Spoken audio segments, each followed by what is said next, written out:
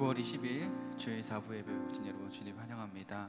우리 현장에서든 그리고 화면을 통해서 예배드리는 모든 분들, 우리 함께 한 마음으로 한 목소리로 빛 되신 주, 우리 빛이 되신 그 주님을 경배하는 시간 되기 원합니다.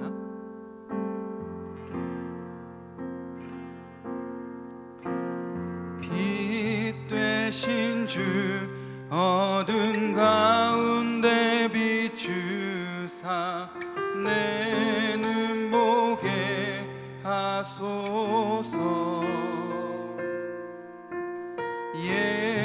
예배하는 선한 마음 주시고 산 소망이 되시네. 우리 처음부터 고백합니다. 빛 되신 주, 빛 되신 주, 어둠 가운데 비추사 내 눈 보게 하소서. 예배하는 선한 마음 주시고 산 소망이 되시네. 나 주를 경배하리. 엎드려 절하며 고백해 주 나의 하나님. 오 사랑스러운 주님, 존귀한 예수님, 아름답고 놀라우신 주. 우리 이절로 고백합니다. 만유의 주, 만유의 주, 높임을 받으소서. 영광 중에 계신 주, 겸손하게 이 땅에 임하신 주, 높여 찬양하리라.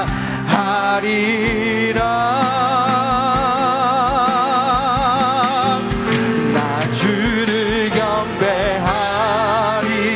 엎드려 절하며 고백해 주 나의 하나님. 오 사랑스러운 주님, 존귀한 예수님, 아름답고 놀라우신 주. 나 주를 경배하리. 엎드려 절하며 고백해 주 나의 하나님. 오 사랑스러운 주님, 존귀한 예수님, 아름답고 놀라우신 주.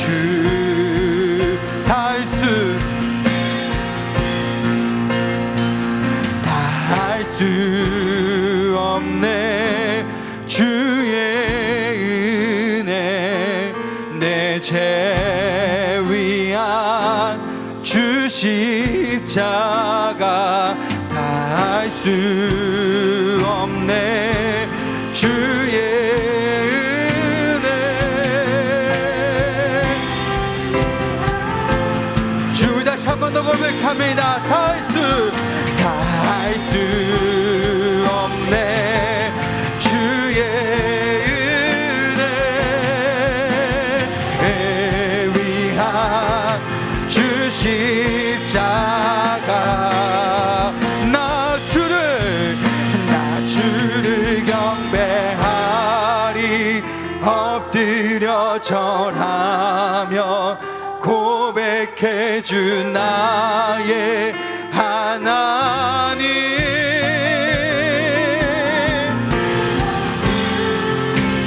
존귀한 예수님, 아름답고 놀라우신 주. 나 주를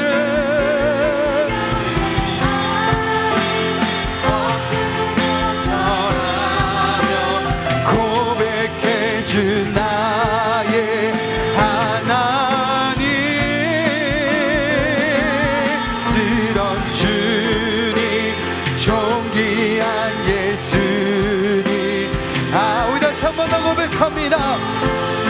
나 주를 경배합니다. 나 주를 경배하리.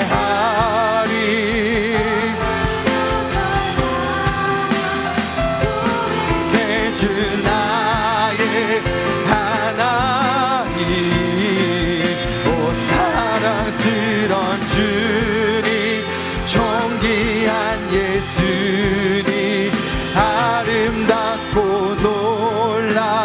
놀라우신 주.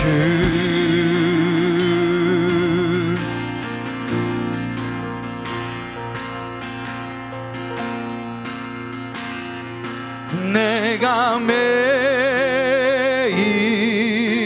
십자가 앞에 더 가까이 가오니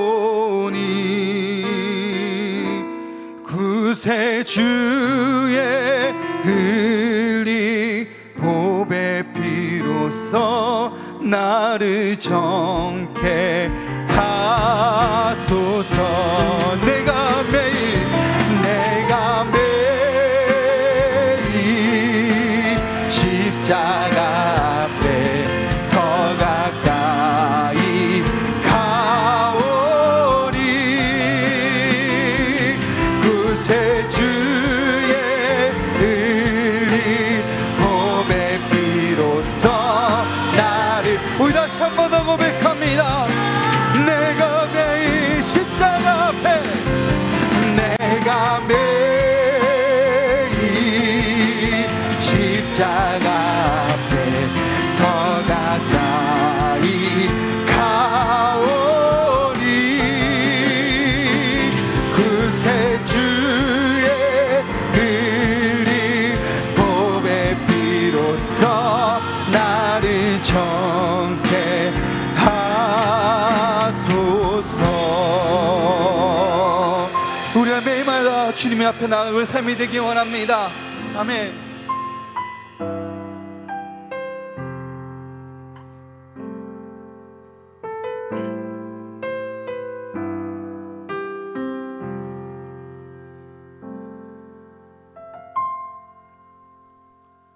주 안에서 내 영혼 다시 태어나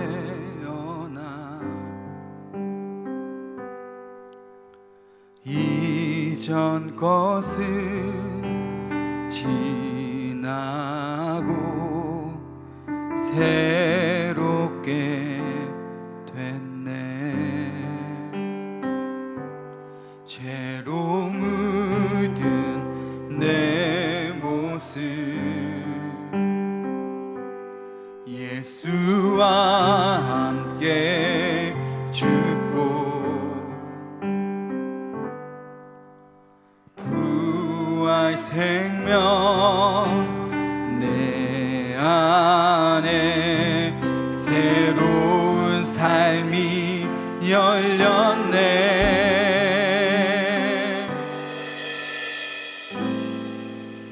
너희가 나를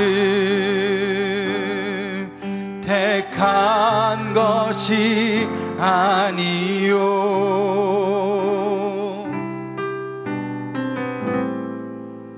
내가 너희를 택하여 세웠나니 오직 내 오직 내 속에 그리스도가 사네. 오직 내 삶에 오직 내 맘에 그가 주인 되셨네.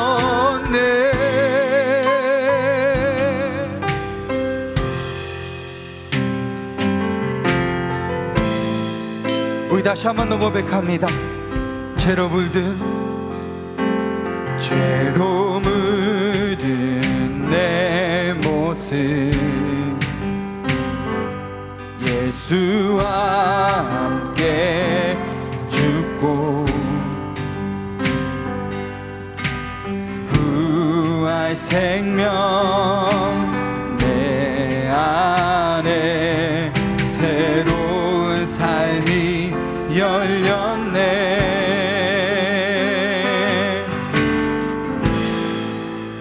너희가 나를 택한 것이 아니요 내가 너희를 택하여 세웠나니 오직 내 안에 오직 내 속에 그리스도가 사네. 오직 내 삶에 오직 내 맘에 그가 주인 되셨네. 내 생명 그 안에 그의 생명 내 안에 나의 삶이 이전과 같을 수 없네. 내 생명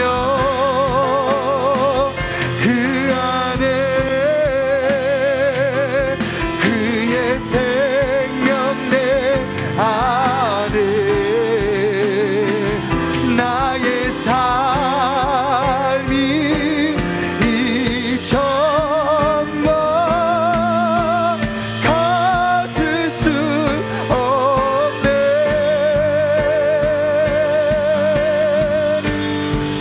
오직 내 안에 오직 내 속에 그리스도가 사네. 오직 내 삶에 오직 내 맘에 그가 주인. 우리 마지막으로 고백합니다. 오직 내 안에 오직 내 속에 그리스도가 사네. 오직 내 삶에 오직 내 맘에 그가 주인 되셨네. 아멘.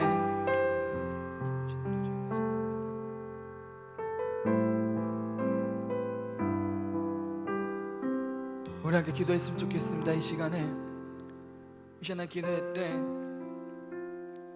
죄로 물든 우리의 마음들을 깨끗하게 해달라고, 내 속에 예수 그리스도께서 살아계심을 내가 깨닫고 살아가는 삶이 되기 원한다고, 이 예배의 시간을 통하여서 말씀을 통하여서 내 속에 죄로 물들어진 나의 마음을 주님의 생명의 피로 그 십자가의 보혈로 깨끗하게 하여 주셔서 내가 주님을 따라 새 생명으로 주님의 나라를 위해 이 세상을 살아가는 삶이 되기 원한다고 우리 시간에 통성으로 시간에 기도하겠습니다.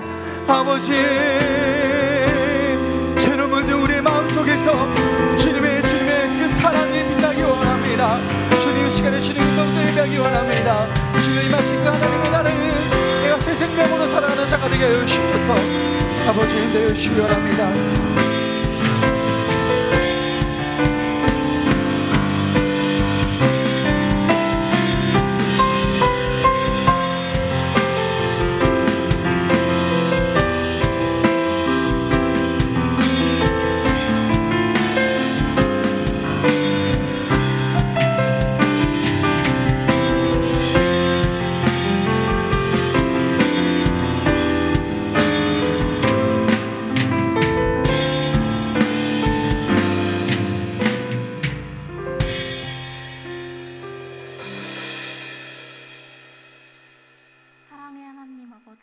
감사합니다. 이 시간 우리의 마음을 모아 하나님을 찬양하고 예배할 수 있게 하심에 감사드립니다. 우리의 예배가 하나님 받으시기에 합당한 예배가 될 수 있도록 성령님께서 우리 마음의 중심을 붙잡아 주세요. 하나님, 지난 한 주간 하나님의 뜻대로 살아가지 못한 우리의 모습을 되돌아봅니다. 하나님 앞에 부끄러운 모습이 너무나도 많습니다. 때로는 세상과 타협하며 나를 부르시는 하나님을 외면하고 내 생각과 나의 방법으로 내가 나의 주인이 되어 이 세상을 살아가고 있는 우리의 모습과 마주합니다.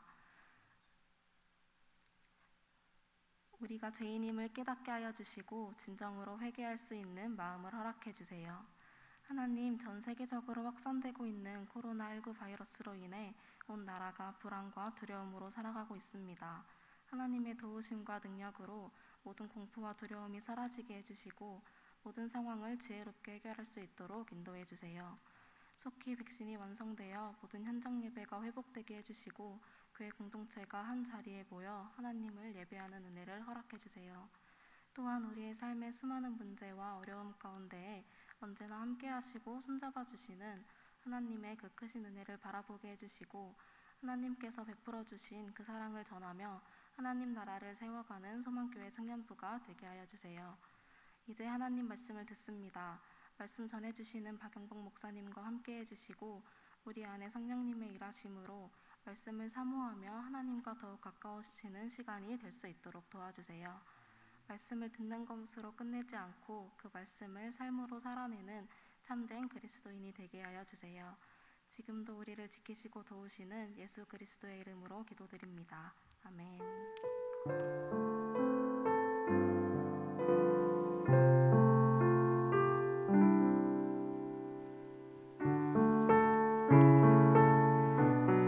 1절만 찬양하겠습니다.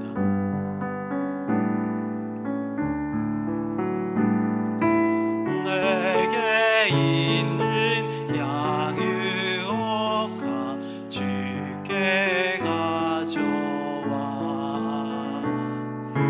그 발 위에 입 맞추고 깨뜨립니다. 나를 위해 험한 산길 오르신 예수 걸음마다 크신 사랑 새겨놓았네.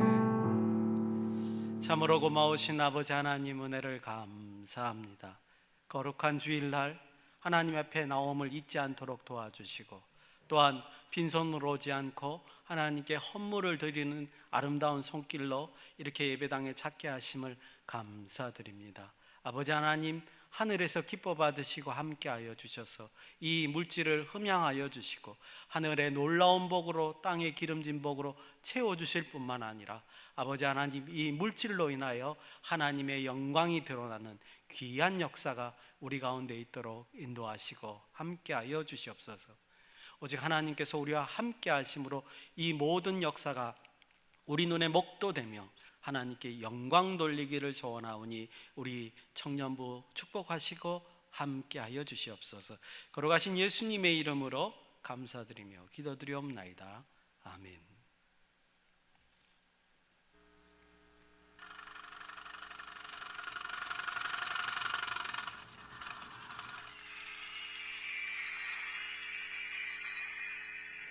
안녕하세요. 9월 셋째 주 소망 뉴스를 전해드리겠습니다. 첫 소식입니다. 비대면 예배가 완화되어서 50명 미만이 참여하는 예배가 허용되었습니다. 따라서 1부에서 4부 예배를 참여하실 분들의 신청을 받아 현장 예배를 드리도록 하겠습니다. 그리고 기존대로 2부 예배는 실시간으로 예배 영상이 송출됩니다. 교육부서와 수요 금요기도회는 예배 시간에 맞춰 현장 예배와 함께 실시간 스트리밍으로 예배가 드려집니다. 그리고 새벽 기도회는 현장 예배를 재개하고 기도 실황도 녹음하여 송출해 드리겠습니다. 현장 예배를 드리든 영상 예배를 드리든 함께 마음을 모아 예배에 참여해 주시고 예배가 완전히 회복되길 사모하면서 함께 기도해 주시길 바랍니다. 9월의 주제는 성교와 성령입니다. 성령님이 부어주시는 은사와 권능으로 이 마지막 시대에 더욱 많은 영혼을 선교하는 소망교회가 됩시다. 앞으로 모든 교우들은 담임 목사님의 주일 예배 설교를 듣고 은혜 받은 점을 한 문장으로 써서 문자로 보내주시기 바랍니다. 여러분의 반응 문자를 통하여 여러분이 예배를 잘 드렸는지, 말씀을 잘 들었는지를 확인할 수 있을 것입니다. 또한 짧게나마 목사님과 소통할 수 있을 것입니다. 학습, 입교, 유아 세례, 세례 교육을 신청하신 분들은 교육을 잘 받아 그리스도의 장성한 분량에까지 이르길 힘쓰시기 바랍니다. 이번 제55회 총회에서 담임 목사님은 부총회장으로 당선이 되었습니다. 앞으로 부총회장으로서의 역할을 잘 감당할 수 있도록 위하여 기도해 주시기 바랍니다. 현재 중국에서 시작된 이단 전능 신교가 전능하신 하나님 교회라는 유튜브 채널로 여러 영화를 제작해 포교 활동을 하고 있습니다. 이 채널의 영상들을 모두 경계하시기 바랍니다. 오늘부터 2주 동안 교회의 재정부에서 대출 원금과 이자와 키르기즈스탄의 예배당 건축 잔금과 교역자와 직원의 사례비와 선교사 후원금으로 지출해야 되는 총 금액이 약 1억 2천만 원 정도입니다. 차질 없이 잘 지급될 수 있도록 기도해 주시기 바랍니다. 우리는 다 그리스도 예수의 지체들이므로 지체의식으로 함께 기도해 주시기를 부탁드립니다. 27일 2부 예배 후에 노년부 모임이 4층 본당에서 있습니다.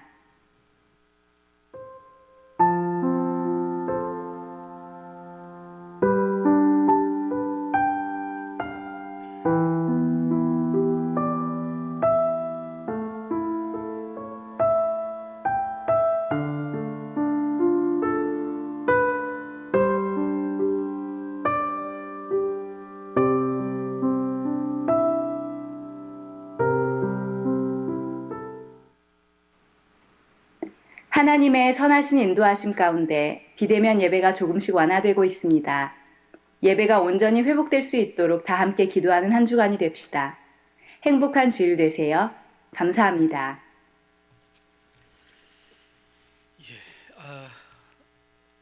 광고를 몇 가지 중복적으로 4층과 5 말씀을 드리겠습니다.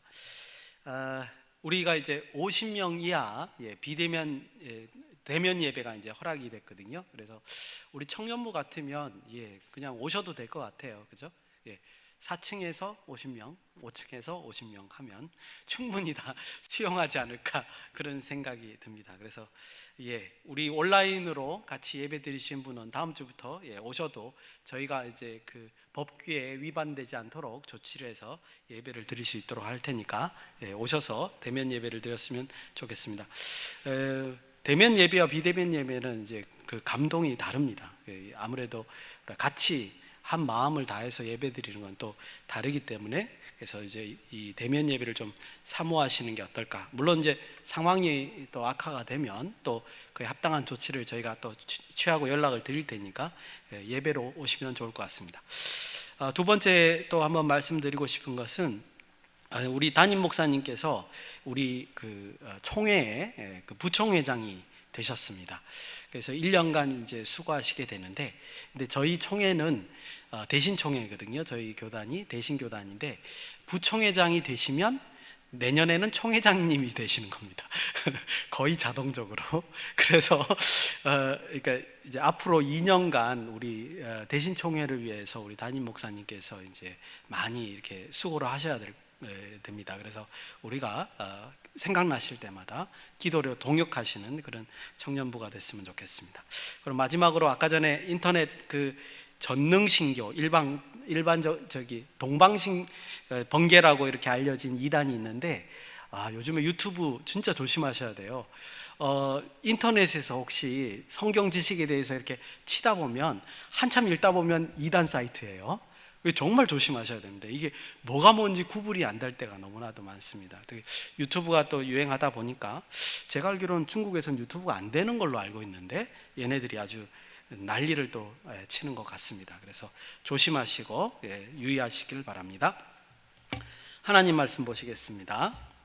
오늘 구약 성경 레위기 15장 1절에서 15절까지의 말씀입니다.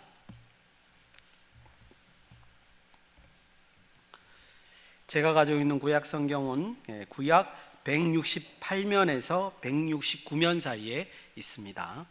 레위기 15장 1절에서 15절까지의 말씀을 우리가 합독하겠습니다. 여호와께서 모세와 아론에게 말씀하여 이르시되 이스라엘 자손에게 말하여 이르라 누구든지 그의 몸에 유출병이 있으면 그 유출병으로 말미암아 부정한 자라 그의 유출병으로 말미암아 부정함이 이러하니 곧 그의 몸에서 흘러나오는지 그의 몸에서 흘러나오는 것이 막혔든지 부정한즉 유출병 있는 자가 눕는 침상은 다 부정하고 그가 앉았던 자리도 다 부정하니 그의 침상에 접촉하는 자는 그의 옷을 빨고 물로 몸을 씻을 것이며 저녁까지 부정하리라. 유출병이 있는 자가 앉았던 자리에 앉는 자는 그의 옷을 빨고 물로 씻을 것이요 저녁까지 부정하리라. 유출병이 있는 자의 몸에 접촉하는 자는 그의 옷을 빨고 몸을 물로 씻을 것이며 저녁까지 부정하리라. 유출병이 있는 자가 정한 자에게 침을 뱉으면 정한 자는 그의 옷을 빨고 물로 몸을 씻을 것이며 저녁까지 부정하리라.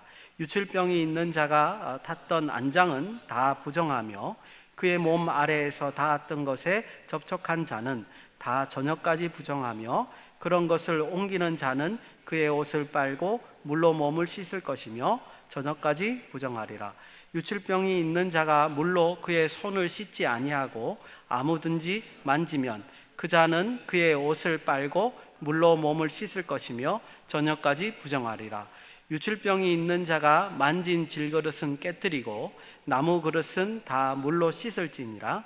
유출병이 있는 자는 그의 유출이 깨끗하여지거든 그가 정결하게 되기 위하여 이레를 센 후에 옷을 빨고 흐르는 물에 그의 몸을 씻을 것이라.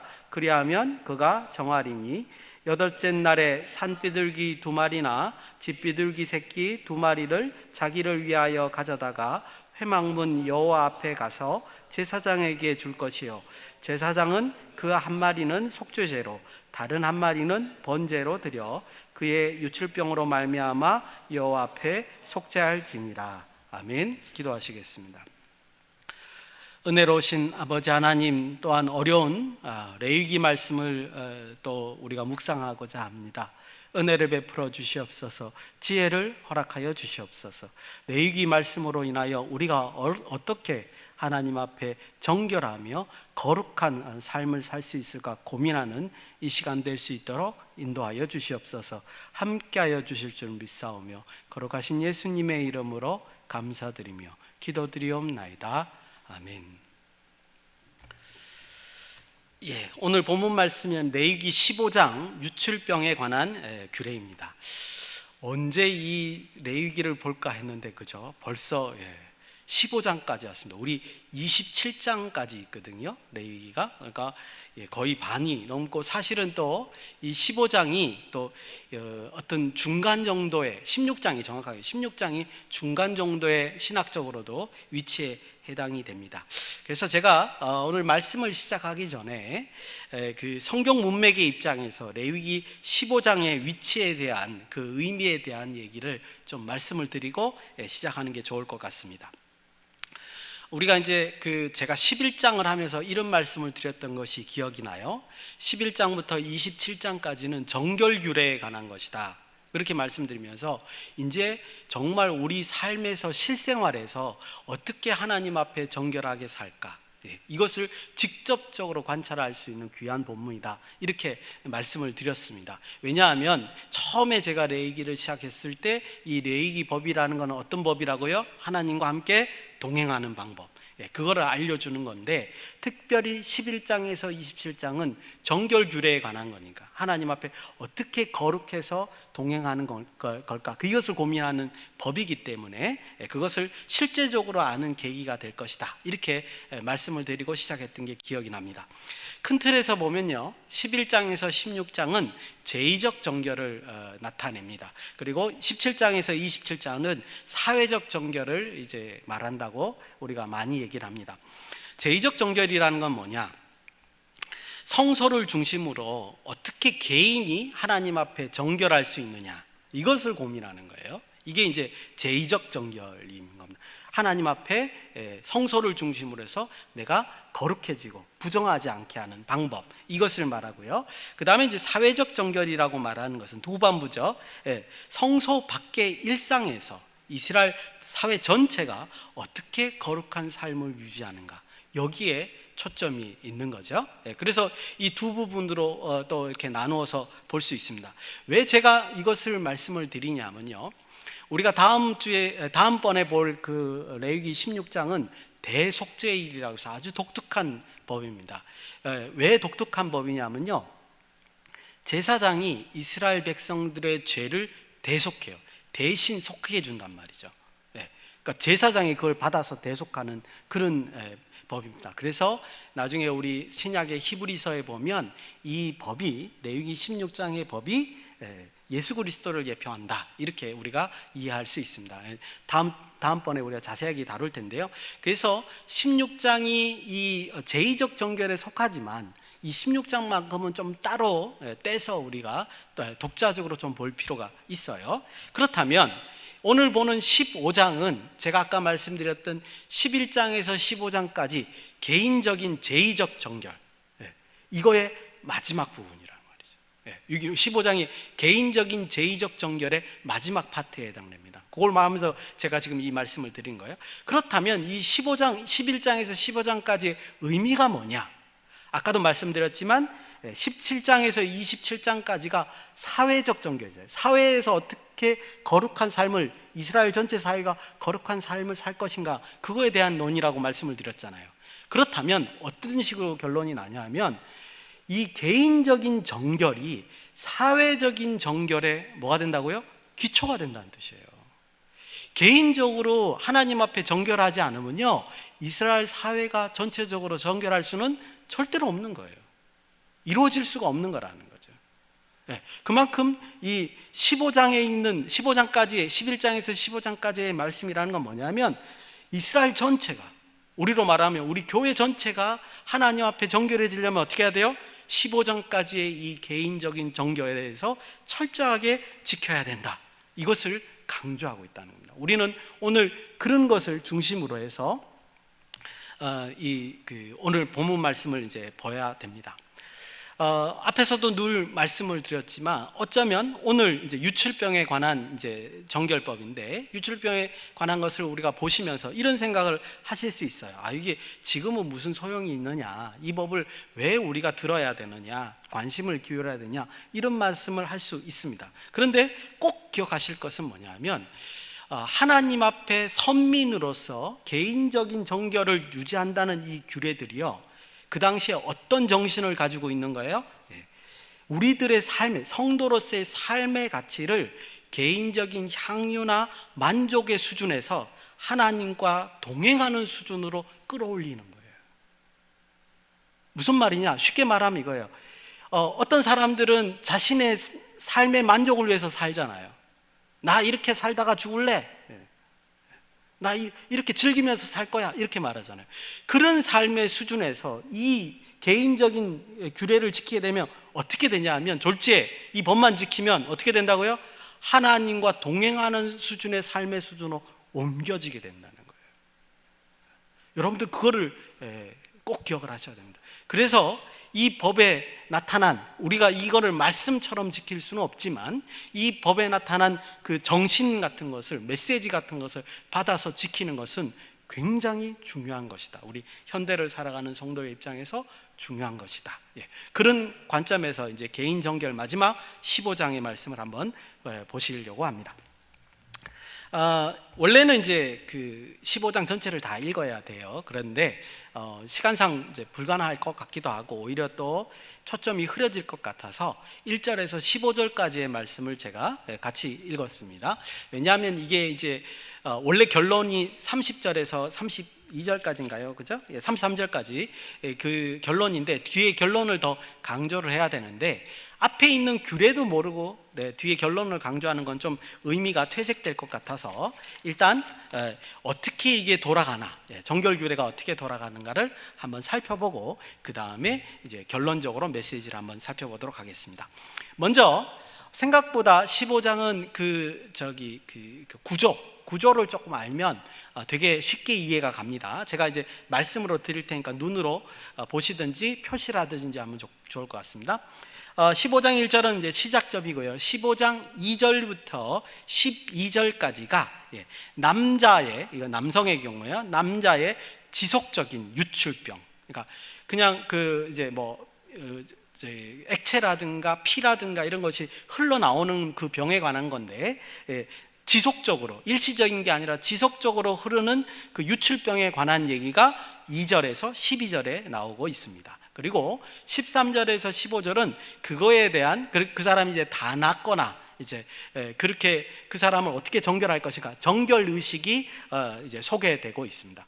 근데 13절에서 15절의 정결 의식은 그 속죄 의식도 포함이 돼 있어요. 그러니까 정결 의식은 깨끗게 하는 거고 속죄 의식은 하나님 앞에 그거에 때문에 제사를 드린 거, 요게 포함이 돼 있습니다. 그게 오늘까지의 본문이죠, 그죠? 1절에서 15절까지입니다. 그거를 보면 하나의 기본적인 케이스를 우리가 분명히 알 수 있을 것 같습니다.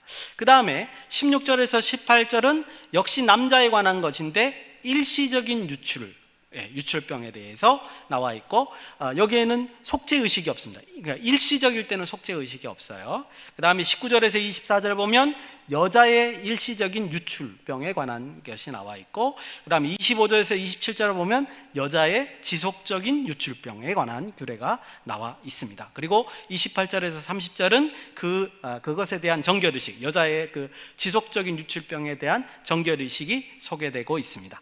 마지막 30에서 33절은 31절에서 33절은 그 규례에 대한 결론인데 이 뉘앙스가 아까 말씀드린 대로 11장에서 15장 전체에 대한 결론과 같은 그런 뉘앙스를 풍기고 있습니다. 그러니까 이것이 과연 15장만의 결론이냐 아니면 전체의 결론이냐는 조금 더 생각해 볼 만한 그런 의미심장한 말들이 거기에 있습니다. 나중에 한번 살펴볼 겁니다.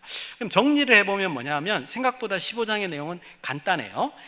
남자냐 여자냐, 남자의 유출병과 여자의 유출병에 대해서 얘기를 하고 있고요. 그 다음에 그게 지속적인 유출병이냐 일시적인 유출병이냐 그거에 대한 얘기를 하고 있고요. 또 하나는 뭐냐면 이걸로 이제 진단하는 거, 판단하는 거에 대한 얘기가 하나 있고 그 다음에 뭐요? 그거를 깨끗게 하는 정결의식이 하나 있고 그래서 총 6개의 카테고리가 섞여 있는 것이다. 이렇게 생각하시면 될 것 같습니다. 이제 아마 전체적으로 이해하시는데 어렵지 않을 거고요.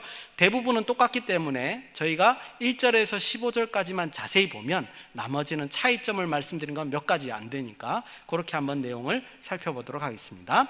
2절에서 3절 말씀을 보시겠습니다. 제가 읽어드릴게요. 여러분들 눈으로 따라오시면서 역시 그때는 뭐 하셔야 됩니까?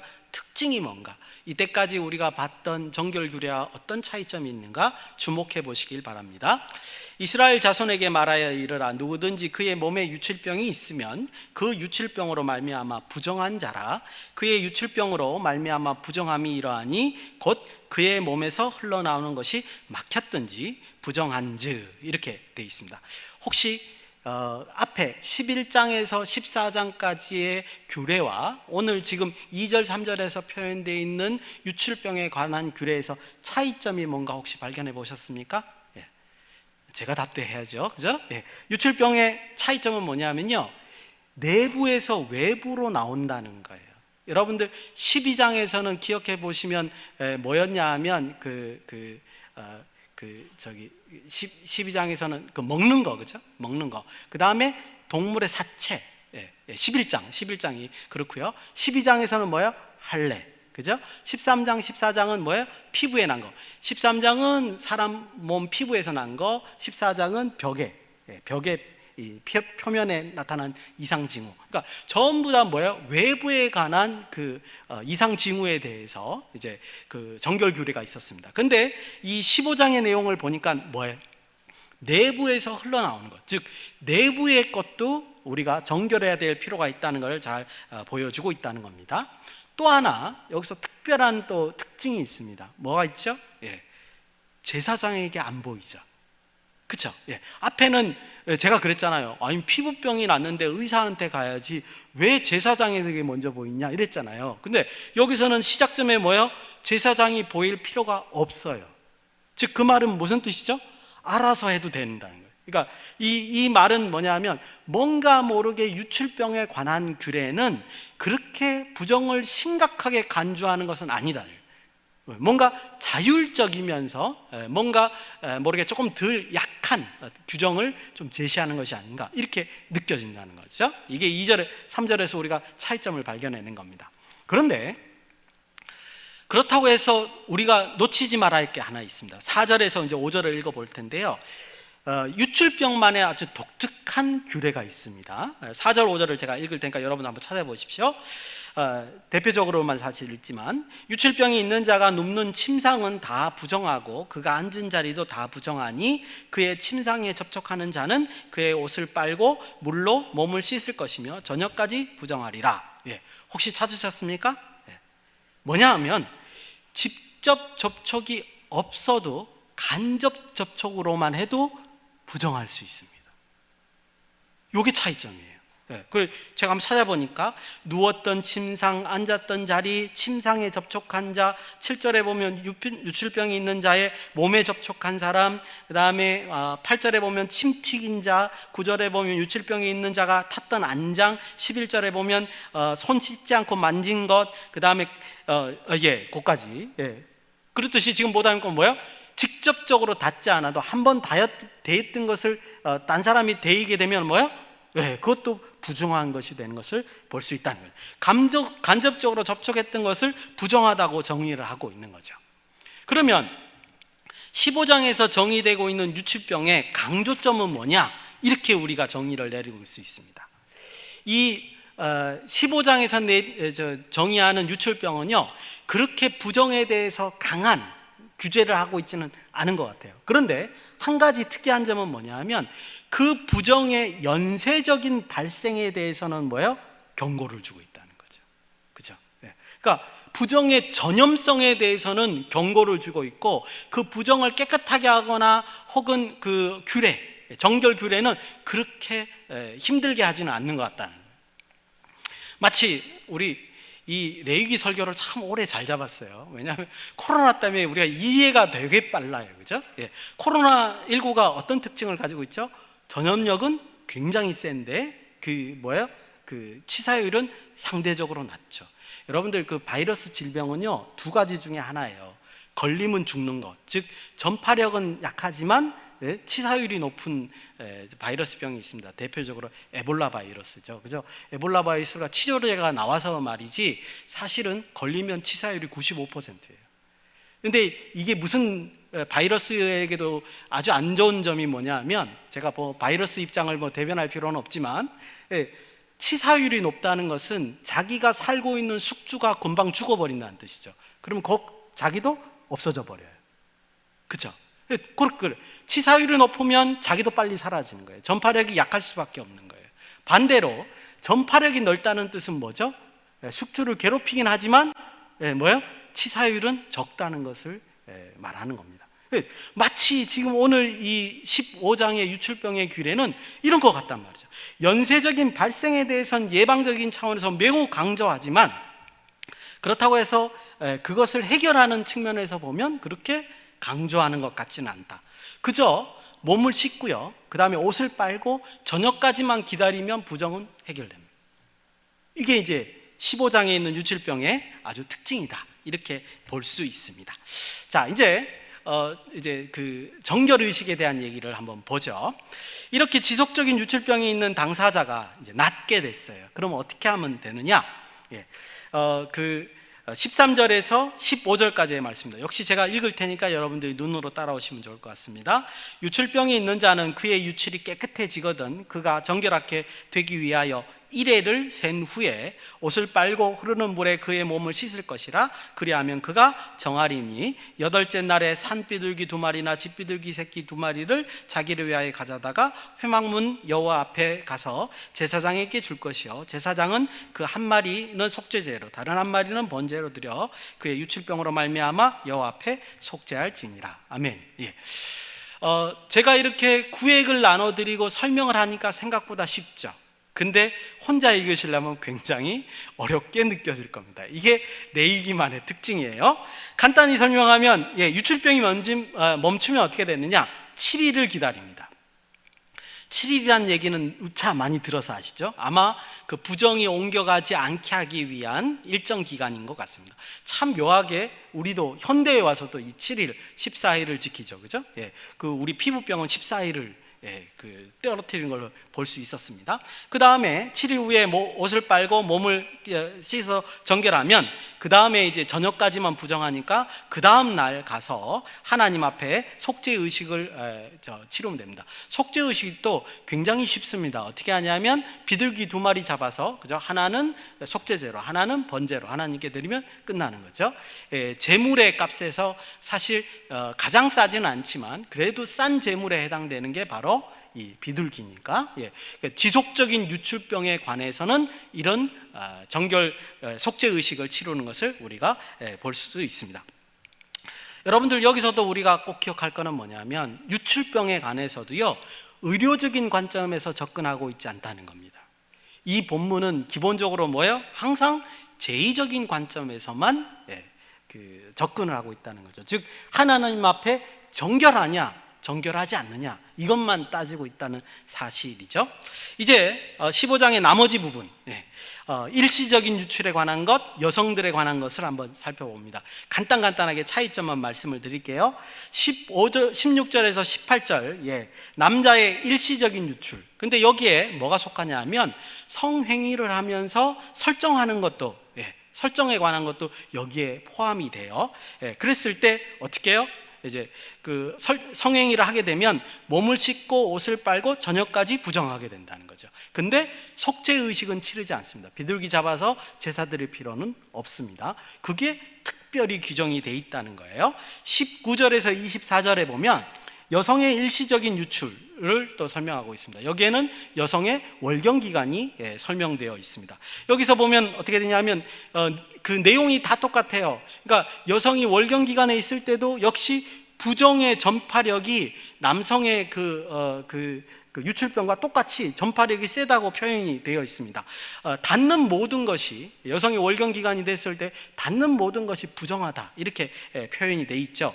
실제적인 삶의 측면에서 보면 월경기의 여성은 제의적으로 일상생활에 큰 제약을 받게 되어 있다 이렇게 말씀을 드릴 수 있습니다. 왜냐하면 활동을 하게 되면 할수록 뭐예요? 부정이 바로 전파가 되기 때문에 이 규례에 의해서 보면 정상적인 활동을 할 수 없다, 어려움을 겪을 수 없다 이렇게 말할 수 있어요. 여러분들이 생각하면 좀 불공평한 것이 아니냐, 불편한 것이 아니냐 이렇게 말할 수 있습니다. 그런데 사실은 그렇지 않죠. 뭐예요 이거 지금? 여성은 일상생활을 못한다는 뜻이고, 일상생활을 못한다는 뜻은 누군가 이 여성의 일상생활을 도와줘야 된다는 개념이 기본적으로 들어있는 거예요. 저는 이 점에 있어서 이 유출병에 관한 규정이 얼마나 그들의 삶을 하나님께로 인도하는가. 그러니까 일상생활을 하다가 이런 기간이 되면 어떻게 해요? 멈춰야 돼요. 그리고 뭐요? 부정이 전달되지 않도록 일상생활을 멈추고 자기 스스로 규제를 해야 돼요. 그렇다는 것은 이 계명을 명령한 하나님을 생각하게 된다는 거죠. 그래서 이 규례 자체가 뭐를 인도하느냐? 하나님 중심적인 삶을 인도하는 규례가 아닌가, 여러분들 그렇게 생각이 되어집니다. 놀라운 것은요, 한번 생각을 해보십시오. 현대적인 관점에서 보면 여성의 그 직장 생활에서 보건휴가라든가 출산휴가라든가 육아휴직, 여러분들 이거 현대사회에서 인정된 지가 얼마 안 됐죠, 그죠? 예전에 이런 것 때문에 뭐예요? 여성들이 굉장히 많이 불이익을 당했습니다. 회사에 취업도 잘 안 되고 취업해서도 눈치 봐야 되고, 그렇죠. 현대에 와서 이런 것들이 인정되고 당연한 권리로 인식되고 있었다는 거예요. 그죠? 그런데 이미 레위기 15장은요, 이게 당연한 규례였던 거예요. 일상생활에 불편하잖아요. 그죠? 불편한 거를 뭐야? 아예 열애를 시켜주고 그것에 대해서 말은 언급은 없지만 여러분들 그 뒤에 사회에 관한 규례들을 보면 당연히 이렇게 불편을 겪는 사람들은 보호해야 되는 게 레위기 법이란 말이에요. 놀랍지 않습니까? 이게 이미 레위기 15장의 규례가 되어 있었다는 겁니다. 아까 말씀드린 대로 여성의 일시적인 유출병에 관한 것도 역시 속죄 의식은 치르지 않습니다. 그리고 여성의 이제 지속적인 유출병, 이건 이제 남자하고 똑같죠. 그것은 이제 낫게 되면 7일 후에 정결 규례를 지켜야 하고 동일하게 속죄 의식을 치르게 되는 것을 우리가 볼 수 있습니다. 자, 이렇게 장황하게 얘기했는데 그러면 한번 결론 내기 전에 한번 정리를 해보면 이렇죠. 15장의 유출병에 관한 정결 규례의 특징들을 보면 첫 번째, 몸에서 나오는 것에 대한 정결 규례다. 이게 지금 굉장히 독특한 점이다. 다른 것들은 다 이제 밖의 거에 대한 규례였는데 이거는 안쪽에서 바깥쪽으로 나온다는 특징이 있고요. 두 번째는 일시적인지 지속적인지를 구별해야 된다. 이것이 두 번째 특징이고요.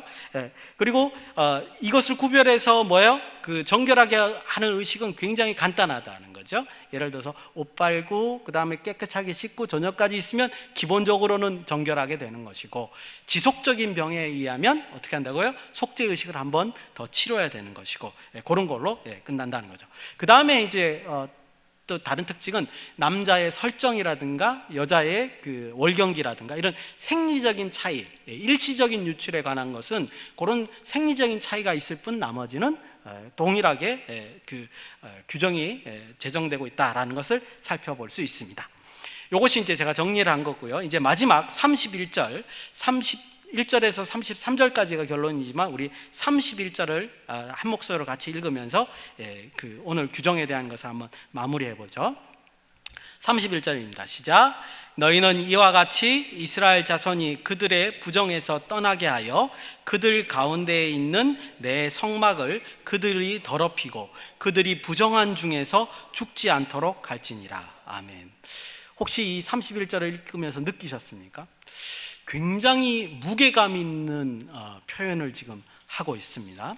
여러분들이 히브리어를 안 읽으셔서 그렇지만 사실은 두 가지를 제가 말씀을 꼭 드려야 되는데, 부정에서 떠나게 하다라고 할 때 그 떠나게 하다라는 단어가 히브리어로 나자르입니다.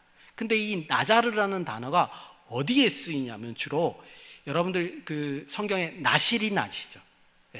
하나님 앞에 특별히 구별된 사람, 우리 대표적으로 아는 사람이 사무엘 같은 사람, 그죠? 특별히 구별돼서 하나님께 바쳐진 사람, 특별히 하나님 앞에 성별된 사람을 나실인이라고 그러거든요. 나실인으로 구별된다라고 할 때 나자르라는 동사를 쓰는 거예요. 근데 하필이면 지금 개인적인 정결 규례가 끝나면서 그들의 부정에서 나자르하게 해라 그런단 말이에요.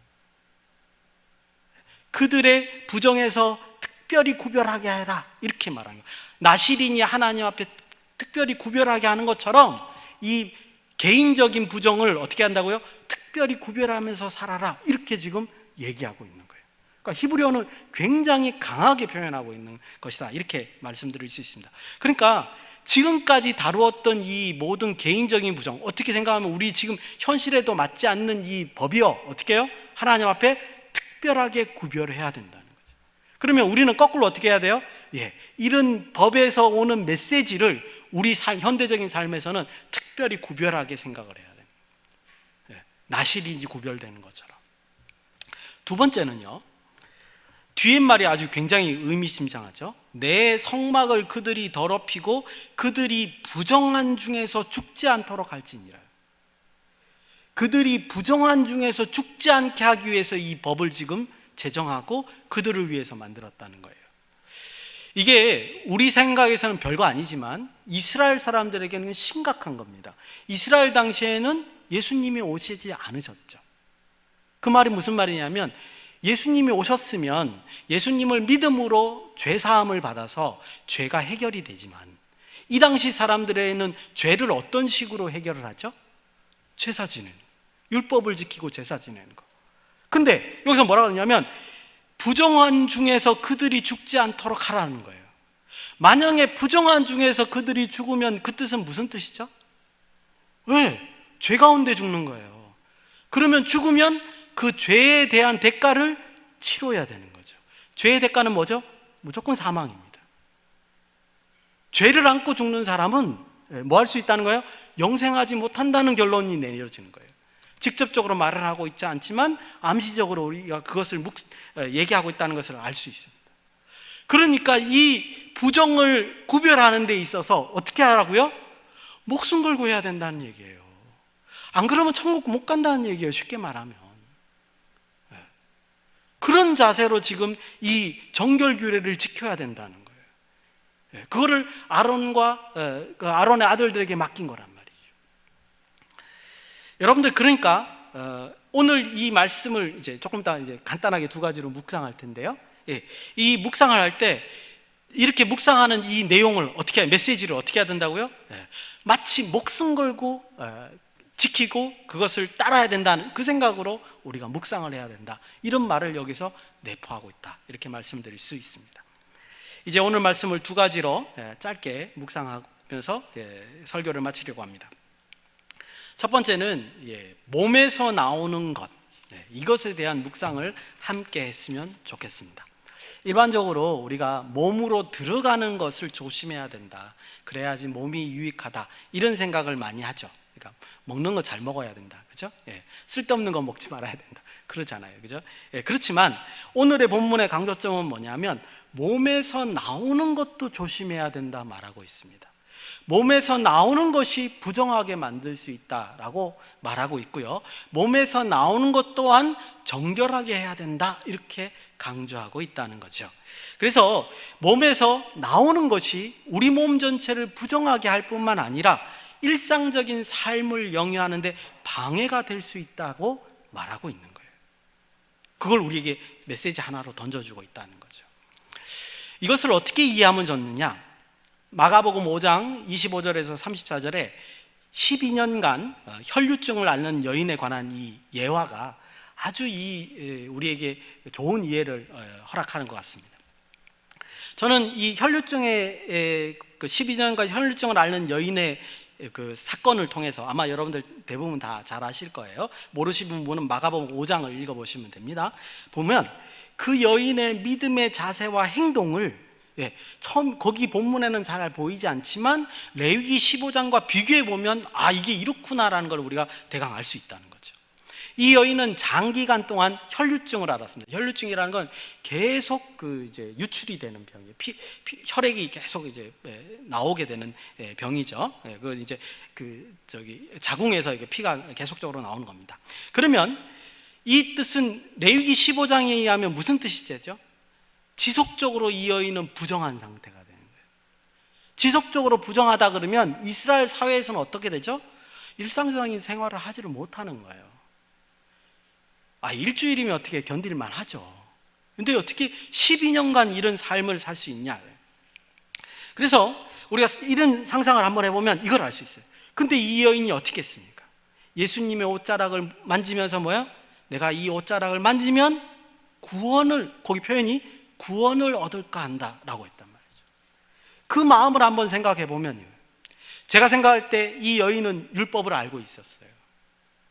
그래서 예수님 앞에 대놓고 나와서 자기 병을 치유해 달라고 말을 못했어요. 왜요? 부정한 자니까. 부정한 자가 어떻게 감히 구세주한테 와서 병을 낫게 해달. 그냥 중풍병 같은 건 부정하지 않잖아요, 율법적으로. 그러니까 괜찮은데 이 여인의 입장에서는 그러지 못한 거예요. 그래서 어떻게 했느냐? 숨어서 옷깃만 만지면 구원을 얻으리라. 무슨 말이죠? 병 치유는 고사할지라도 적어도 레위기법에 나와 있는 것처럼 부정한 중에 죽지 않기를 바란 거예요. 제 생각은 그렇단 말이죠. 그러면 지옥에 가니까.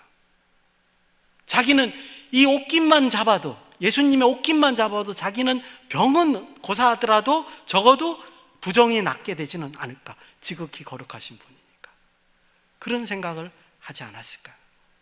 예수님께서는 아마 이 모든 상황을 고려하셨던 것 같습니다.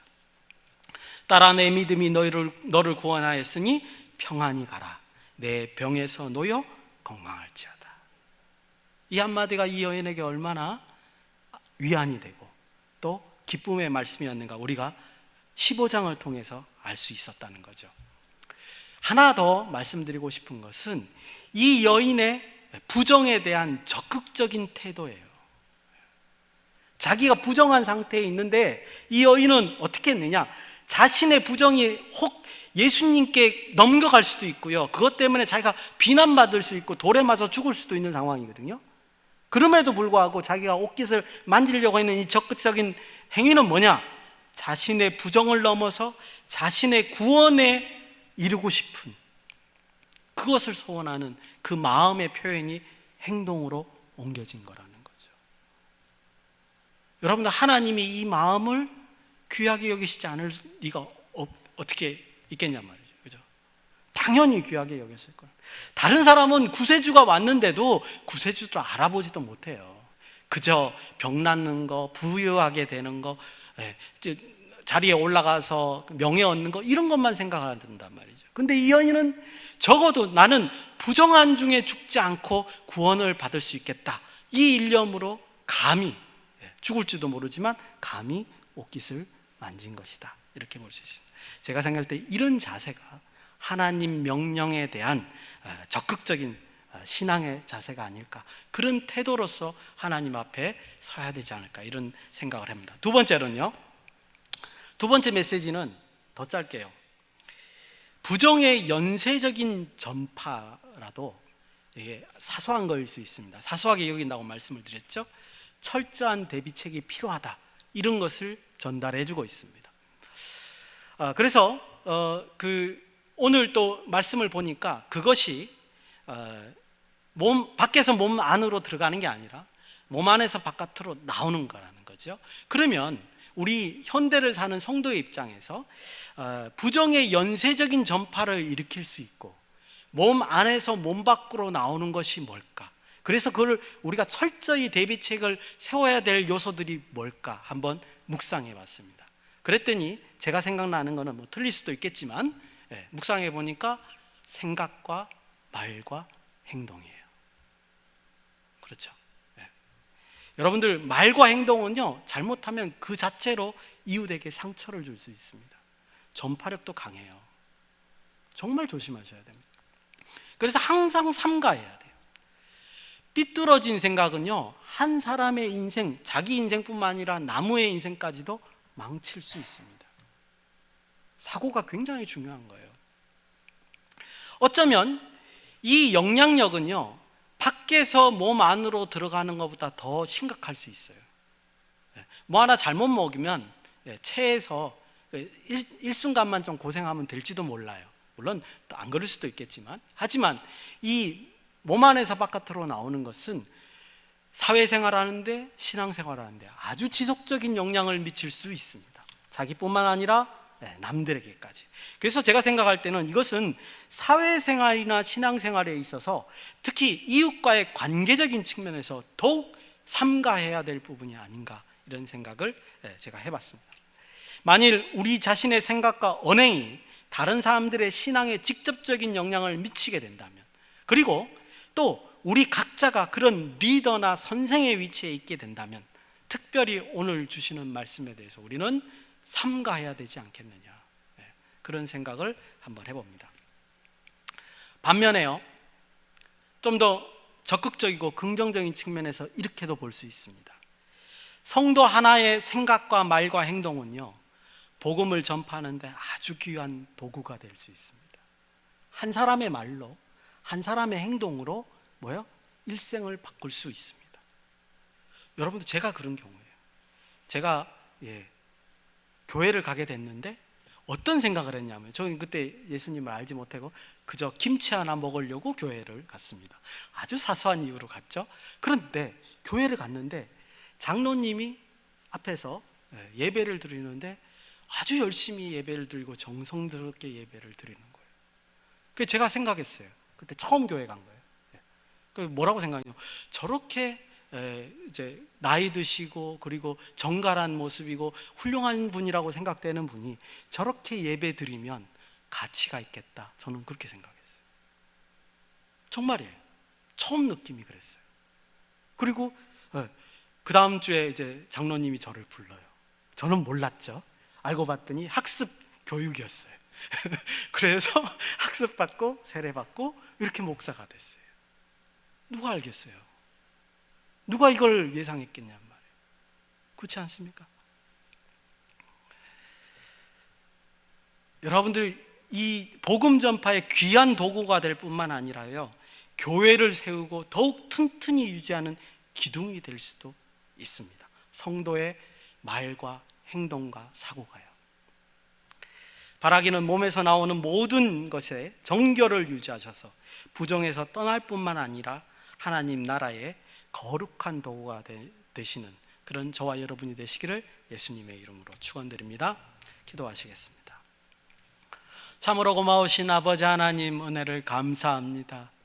우리 귀한 청년들, 아버지 하나님 그 말과 행동과 사고를 붙잡아 주셔서 하나님 나라에 크게 쓰임 받을 수 있는 귀한 도구가 될 수 있도록 인도하여 주시옵소서. 그래서 이 세상의 복음의 도구가 될 뿐만 아니라 하나님께 영광 돌리는 귀한 소망교회 청년부 될 수 있도록 인도하여 주시옵소서. 거룩하신 예수님의 이름으로 감사드리며 기도드리옵나이다. 교회의 머리가 되시는 우리 주 예수 그리스도의 은혜와 하나님의 놀라우신 사랑과 성령님의 위로 교통 역사 충만하심이 하늘의 은혜를 경험하며 하늘의 명령대로 살아가기를 원하는 청년들 머리 위에, 그의 가정 위에, 그의 사업터와 학업 위에 이제로부터 영원히 함께 있을지어다. 아멘.